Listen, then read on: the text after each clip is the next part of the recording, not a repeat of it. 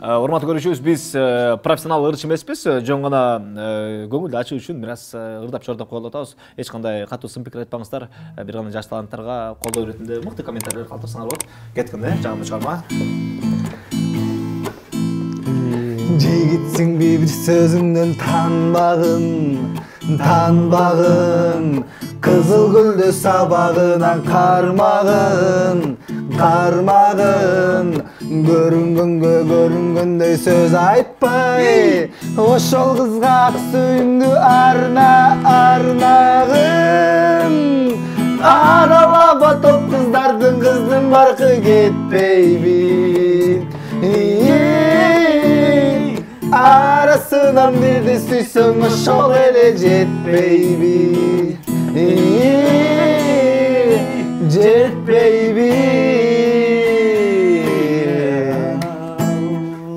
Негизи өзүбүз гитарист эмеспиз, артистпиз да. Амансыздар урматтуу Супер ТВ каналыбыздын көрүүчүлөрү, жалпы көрүүчүлөргө салам айтабыз. Дагы да болсо биз бүгүнкү маегибизде, бүгүнкү берүүбүздө акыркы сабактын мыкты актерлорун чакырып, сиздер менен тааныштырууну туура көрүп отурабыз. Келиңиздер анда, жалпы бирге таанышалы, маек куралы, сиздерге жагымдуу көрүп калайбыз. Бүгүнкү бизде конокто Арсен жана ошондой эле Бекжан, анан дагы үчүнчү коногубуз бар болчу. Бул кинодо Каскан Кадырбек. Тилекке каршы бүгүнкү берүүбүзгө келе алган жок. Ошол жерге отуруш керек болчу, бирок жок. Кандайсыңар жигиттер? Жакшы, салам. Бардыгыбыз жалпы көрүүчүлөр кыргыз эли, кыргыз журтчулугу силерди акыркы сабактан кийин таанып калды. Ошол эле инсандардын катарында биз дагы ошол кинодон кийин тааныдык. Мыкты кино болду. Бир эле силер эмес, бир канча актерлор, бүт бардык актерлор таанылды, жылдыз болду. Келем сүйлөшөлүчү, бул киного чейин силер ким эмне менен алек болчу эле? Бекжандан баштайлы, э? Аты жөнү Бекжан Эрменкулов. Туулган күнү жылы 23 июль 2002 жыл. Туулган жери Ысык Көл облусу, Көк Сай айылы. Мен Бүбүсара Бейшеналиева университетинде окуучумун. Ошо экинчи курстан кетип калдым да. Жок. Экинчи курста окуучумун. Ошо универге барып келип, башка деле план жок, үйгө барасың, универге барасың. Бирок кастингтерге аябай көп барчумун. Ошо бир күн өтөт болушум керек деп аткам. Кастингтер көп барып, ошо өтүп кеттим берсе. Актёрдукко чеберчилик. Актёр драма факультетинде. Устатым Эгемберди Бекболиев. Жакшы. Арсен. Биз баарыбыз ар түрдөбүз. Кимдир бирөө өз жашоосун музыкасыз элестете албайт. Кимдир бирөө күн сайын жаңы фильм же сериал көрөт. Ал эми кээ бирөө үчүн такси күнүмдүк муктаждык. Эгер мунун баарын бириктирсекчи, о мобилдик оператору Яндекс Плюс менен бирге эко тутумду ишке киргизип жатат. Яндекс Музыка, фильмдер жана сериалдар такси сапарларында арзандатуулар. 90 күн толугу менен акысыз. Мой о тиркемесинен же жылдызча 0.94 буйрутмасы менен кошуп ал. Биз менен бирге ар дайым артыкчылыкта бол. Аты жөнү Арсен Сарынжиев. Туулган күнү жылы 22 февраль 2004 жыл. Туулган жери Чүй облусу, Сокулук району. Киного чейин жөн эле жүрчүмүн. Музыка менен алек болчумун. Музыка жазчумун. Мен музыканы 11 жашымдан бери жазып келем. Урда өзүм телефонго текст жаздым. Андан кийин последний 2 жылдан бери ошо Минцовка жазып, кастингге катышканга чейин ошо жаңы алгам да, жаңы үйрөнүп баштагам. Минцовка жазып, анан кийин кастингтерге негизи катышчу эмесмин. Буга чейин Тамошов командасында ойногом. Алмаз Минкс командасында. Анан кийин эле кастингге бардым. Жашоомдо биринчи кастингим болчу. Биринчи кастингге эле өтүп кеттим. Ийгиликтүү өтүп кеттим. Катышып эле биринчи кином дебютный, ошо дебютный киномдо еще композиторский болуп, композитор катары өзүмдү көрсөткөн аракет кылдым. Примерно 10 чакты го дейм. 10 чакты, же ондон ашыкпы санаган жокмун, бирок 10 чакты өзүм жазган минусовкаларым өттү, биттерим. За планом, за кадром мурдала тургандары. Акыркы сабакта барбы? Акыркы сабакта бар. Кайсылар жалпы көрүүчүлөргө? Мисалы, обычный эле эски серияны көрсөткөн ыр бар го. Ошогону мен жазгам. Анан мурунку серияда эмне болуп атканы? 3-чү сериядан кийинки 4-чү сериядан баштап 10-чу серияга чейинкини. Анан Урмат герой жатканда, кыялданып жаткан жери мен деген болду эми мындан ары там мындай кылбайм, мен эми жакшы адам болом, тиги кылам деп өзгөрөм деген жери бар го. Ошо жердеги ырдын аты Түн болчу да. Ошо жерден ошо колдонулган. Минцовканын аты. Анан өзүм ырчы катары да көрсөткүм келди. Анткени себеби өзүм ырчы болгум келчү. Көбүнчө кыялым азыр деле биринчи орунда десем болобу же ар кандай да. Кыскасы эме болдум да. Ырчы катарда көрсөттүм, акча дегенден ырды жазып угузсам өтүп кетти. Анан кийин азыркы данный момент 300 000 просмотр болуп турат. Деп койсуң. Йо деп койду. Эми 25 февралда чыгат Бабочка деген бар. Кудай буйрса сиздерге жагат деп ойлойм. Эмнеге мындай? Эмнеге болгон? Көпөлөкпүз го. Колдорунда. Көпөлөктө Бабочка деген ыр. Бекжан, кел кастинг боюнча сүйлөшөбүз. Кастинг кандай болду? Менин дос балам бар, Милан деген, аны айта кетейинчи. Ошол аркылуу өтүп калгам. Кастингге мени болбой сүйрөп басчы. Мени жаным эле барып туруп турасың эшикте дегенде. Хорошо, мен болбой койгом. Жүрү таксимен алып барам да, таксимен барып анан. Ошактан случайно өтүп кеткем. Милан менин дос балам ойноп атканда, жанына туруп көрчү, ойноп жардам берип койчу дейт анан. Сүйүнүп кетем. Хорошо да анан. Ойносом анан мени карап туруп тигин отурчу деп тура мен муну ойнош, тигин ойнош деп кечке ойнотту. Ойнотуп анан сүрөткө тартып калды анан. Сүрөткө тартты, даныйларын жазып калды. Андан кийин кайра чакырышты. Андан дагы өттүм. Анан кайра Руслан Акун келгенде кайра чакырышты. Руслан Акун өзү кылды дагы анан WhatsApp'тан жазышты ушундай деп. Өттүм. Кубанычтуу кабар. Биринчи жолу жашап аткан го. Негизи эле ошондой го, мындай өттүң десе. Арсен силердики кандай болду эле? Меники биринчи кастингде өтүп жатканда сүрөттү тартып алган, тарткам да эмоциялар менен тартып туруп анан кийин ойлонгом да 3 күн жүргөм. Жөнөтсөмбү же жөнөтпөй эле койсомбу депчи. Анан аягында өтсөм өттүм, өтпөсөм жок деп жөнөтүп койгом. Анда мен жумушта иштеп жаткам. Жөнөткөндөн кийин эле видео пробага чакырып атабыз деди да. Анан кийин мындай эле болуш керек деп барат, көрүп жазуусун байрак көрүп десем. Чозо байрак көрүп. Түшүнгөн жокмун эмне экенин эле. Ачып эле кирип эле салам алейкум деп эле кадимкидей элечи, мындай мандыраш жок киргем да. Анан отуруп анан наркы жакта, берки жакта карасам эле поисках моунун сүрөттөрү турат. Ошо кино окшойт деп койдум. Макул деп кой. Макул деп эле койдум да. Болсо болду, болбосо жок деп эле ойнодум. Мени Адилет деген байка алып жаткан кастинг, ошондо кастинг менеджер ошо алып жаткан окшойт. Ойнодум, мындай кыл деди, тигиндей кыл деди. Азыр эстесем сериалда моменттерин ойнотуп турду. Ойнодум. Анан кийин кеттим. Кеткенден кийин үйдө жүргөм. Үйдө жүрсөм эле эми кийимдериңерди кийип көрүп, сүрөткө тартып жөнөтүп көрүлөчү деди да. Анан кийин мен байдын эмесине клоунайз кылып кийип көбүрөөк эме кылып түшкөм да. Түшсөм анан кийин мени чакырды Руслан байке. Руслан байке жолуктум. Руслан байкени тааныбайт болчумун вообще. Даже не в курсак был. Мен кыргызстардын киносун көрүшпөсүм, кыргызский кинолорду. Негизи эле кыргыз музыканы да окпойм. Анан кийин Руслан байкеге бардым.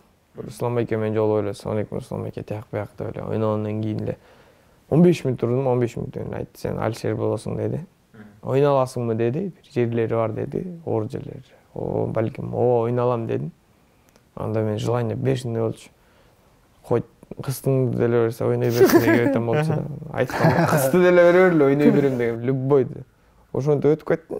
Канча бир туугансыңар? Үй бүлө боюнча сүйлөшөбүз. Мен 5 бир тууганмын. Эң улуу байкем 94-жылкы, андан кийин 2000, андан кийин мен.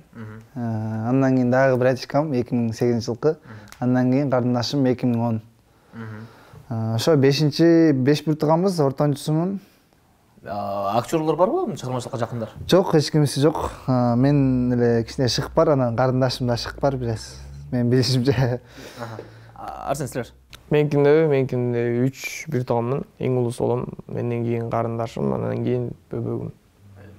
Чыгармачылыкка жакындар. Чыгармачылыкка жакындар чоң апам тараптуу болгон. Мен эжем бар, консерваторияда окуйт, Гүлүма деген. Атам өзү инструменттерди ойнойт. 1 жыл консерваторияда окуп кеткен болуш керек. Мен угушум боюнча да. Окуп, музыкальный тарабында окуп, барабанда окуп кеткен дейт да, 1-классында, по-моему. Жашоодо кандай ойдуңар? Ошол эле ролго жакын бериңер өзүңөр, мисалы? Мен жакын эмес болчумун эми мындай. Кандай десем, 50-50 да, бираз окшош эмелжелер бар. Мектептен болгон, атак окшош эмесмин ага негизи. Өзүмө ролум жашоодо өткөн боюнча 70% окшош. Жашоодо болгон нерселеринен. Ата-эне чечкен деген тарап. Ата-энең чечүү, ушундай нерселерге көп. Азыр эле мына кичине атам ийдеп калды, алга чейин убакытка чейин атам менен мындай кылыш керек, тиндей кылыш керек деп жүрчү да. Окшош жактары корккон күндөр деп атпайбы? Көзүмө көрүнүп корккон нерсе болгон менде жашоомдо. Сүрүшүлчү эмне болду эле? Үйдөн эле, жөн эле өзүбүздүн үйүбүздө эле жүргөндө түндө көзгө көрүнүп ушундай болгон да. Залда отурган. Мен негизи биздин үй, мен айылдагы үйүбүз, үй жер 1 гектар жерде. 1 гектар жерде үйдө короодо жайгашкан да, үй жанынан бир жак бөлүгү илгери мүрзө болчу экен да. Анан үй ошол жакта жайгашып калыптыр да, үй мүрзөнүн үстүнө жайгашып калыптыр. Ошондон кийин эле ошол жакта бар деп чоңопом айткан да. Көзүмө 1-2 жолу көрүнгөн. Бирок анчалык коркуу сезим эмес, ак бирдеке. Үй чоң просто, коридорчу. Мен сыяктуу эле көрдүм да. Үйдүн башынан, жок. Үйдүн бул башында отургам. Коридор примерно 20 метр дейм, узун үй. Наркы бетине карап турганда бир ак нерсе өтүп кеткен да. Ошону бир көрүнүч, экинчи көрүнүч, үйдө жатканда 4 буртук менен чоң эле колонкам кулап калган. Анан ошондон кийин коркуу сезим болду. Анан ошо маалдарда как раз Руслан байке кастинг болуп атканда ошо маалдардан өтүп кеттим. Силердин ордуңарга ошол кинодогудай эле ата-энеңер дайыма ушинтип чече берген болсо, даже керек болсо ала турган кызыңарга чейин ушундай чече турган болсо эмне кылат элеңер жашоодо? Жашоодо ала турган кызым алдыгындай кыз болсо ала бермекмин. Перидей кыз болсо көзүм жүмөлөй алмакмын. Перидей кыз болсо депчи. Эмнеге? Алмакмын. Жакшы кыз да. Жагатмага дейсизби? Жакшы кыз да, ошо ролдо пери жакшы кыз да. Мен перини алмак эмесмин деп коем. Эмне дегенде чечсе деле баары бир алмакмын да, анткени менин оюм боюнча ата-эне баласына жакшы эле багыт көрсөткүсү келет, жакшы нерсени көрсөткүсү келет деп ойлойм да. Ошол себептен ала бермекмин. Кинодо актёрский составтардын арасында Океана жалгыз эле кыздардын бири болду окшойт да. Барыңар эркелетип, барыңар жакшы көргөн кыз болду. Эрке кызыбыз болду. Ким жакшы көрдү да? Мен жок, Океана эжени мен эме как сестру уважаю. Мындай эме жок. Мен өзүм тиякта жүргөндө негизи ноутбугумду өзүм алып келип алгам, музыка менен эле отурчумун да практически көбүнчө. Аралашпайды эле. Жок, көп аралашкан эле жокмун деп ойлойм. Менин оюм боюнча. Силердин оюңар боюнча кайсыл актер жакшы аткарды? Чыңгыз байке. Айба. Менин оюм боюнча бар эле го дейм. Мен Айбаны айтам. Сөзүмөн танбайм. Урмат. До конца турам дейм. Урмат жакшы ойноду менин билишимче. Мен эмеси жок да, бирок ошончо да жакшы ойноп койду. Анан Айба братаны эми окуп бүтүргөн тиякта, ал да жакшы ойноду деп эсептейм. Калгандарыбыз эми аракет кылдык. Инстаграмда болсо катталуучулар аябай эле өстү, мурункудан салыштырмалуу. Ким деп атышат? Өзүңөрдүн атыңарды билбей эле. Мен атым уже мен Тока дебегиле деп отур, уже билип калышты Бекжан депчи, көбүч подписчиктерим. Элдер Тока дейт. Көчөдөн көргөндөр Тока деп антипчи. Ток деп тийишкендер болот.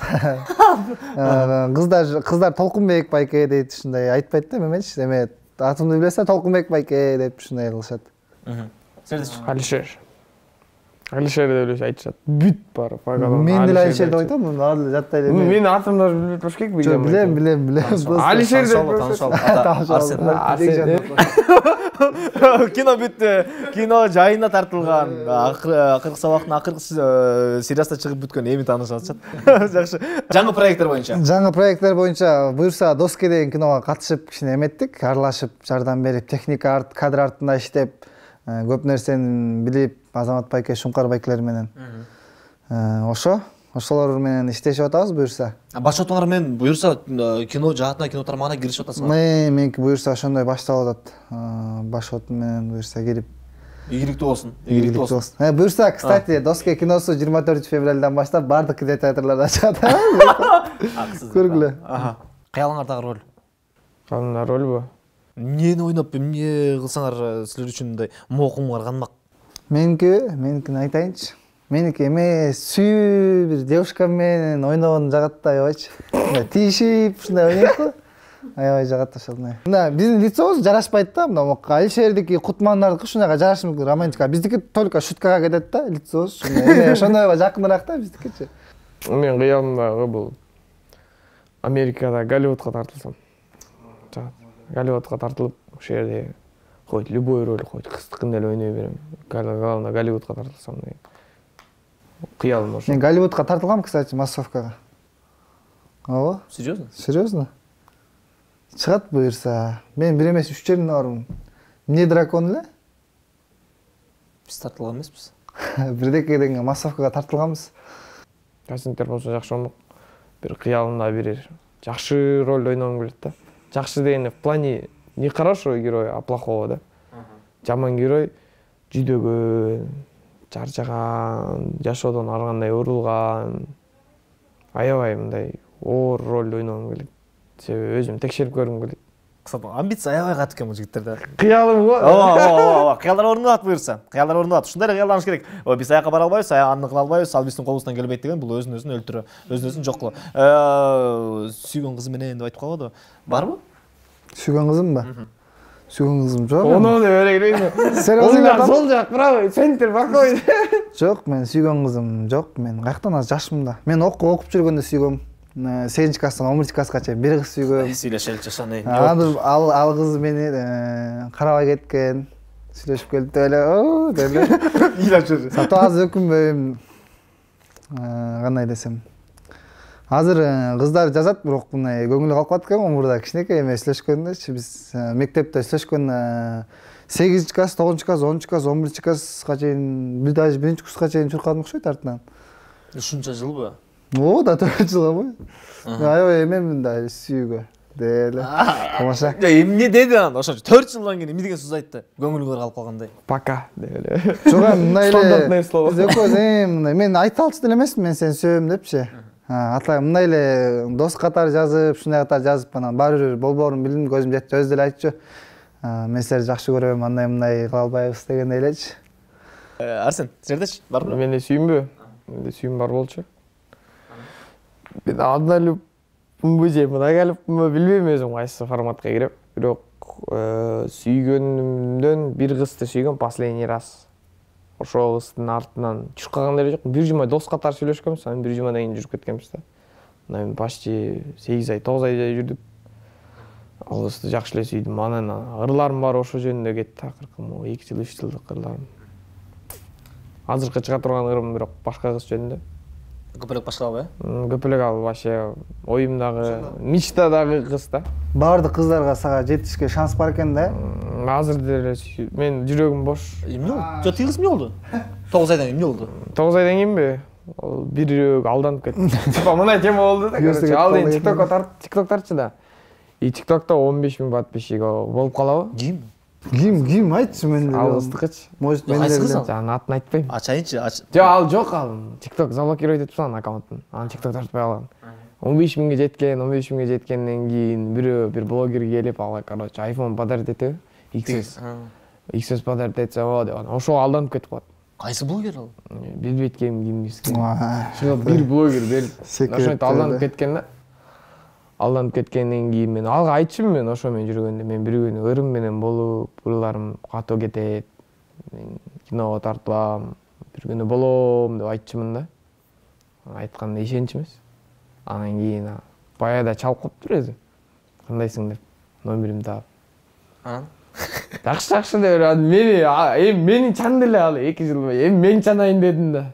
кыргыз элибизге сонун мындай жакшы жагы менен таанылдыңар да. Ушул нерсени кармап калгыла эми буюрса. Ушул линияны кармап калганда гана дагы да болсо иштей бергиле. Ийгилик каалайбыз. Эмне калды келип бир чыгарма тартып берсиңер да. Сенсиң жаным дегенде. Сенсиз жаным менин өмүрлүк жарым. Жашоонун кызыгы жок бул дүйнөдө. Сүйүш оласың мага чачып турган күн болуп бир өзүңсүң сен гана кайсыл жерде жүрсөм да оюм сенде ырдагачы жашоонун кызыгы жок бул дүйнөдө сүйүш оласың мага чачып турган күн бир өзүңсүң сен гана Ана кандай эле? Ай, болду, бүттү. Чынында берүүбүздүн башында эле айтканбыз, биз профессионалдуу урушчулар эмеспиз. Жөн гана ыр сүйүүчүлөр, ырдаганда бир аз көңүл көтөргөн, жакшы көргөн жигиттердин катарындабыз. Сиздерге чоң рахмат бүгүнкү маегиңиздер үчүн, келип бергениңиздер үчүн чоң рахмат. Ыраазычылык билдирем. Чыгармачылык ийгилик, үй бүлөңүздөр менен, жакындар менен, достор менен аман болгула. Азыркы учурда баягы бул сезим, бул багыт силерге жаңы эле келип атат. Баягы ийгиликтин башаты деп койсок болот. Туруп эле. Ооба. Түш көргөндөй эле болуп элечи. Ошол нерсени кармап калгыла, туура жакка пайдалангыла. Силерди көрүп жаштар өсүп келатат, силерди бүт кыргыз эли көрүп атат. Анын баардыгы силерди көрүп тарбия алсын бир гана, Чоң рахмат силерге бүгүнкү эфирге келип бергениңизге. Чоң рахмат сизге. Урматтуу Супер ТВ каналыбыздын көрүүчүлөрү, мына ушинтип бүгүнкү дагы бир ирет кезектеги маегибиз соңуна чыгат. Кийинки бирлерден көрүшкөнчө аман эсен туруңуздар. Твои на мне, а я вижу твои взгляд, вижу глаза твои, так ярко блестят.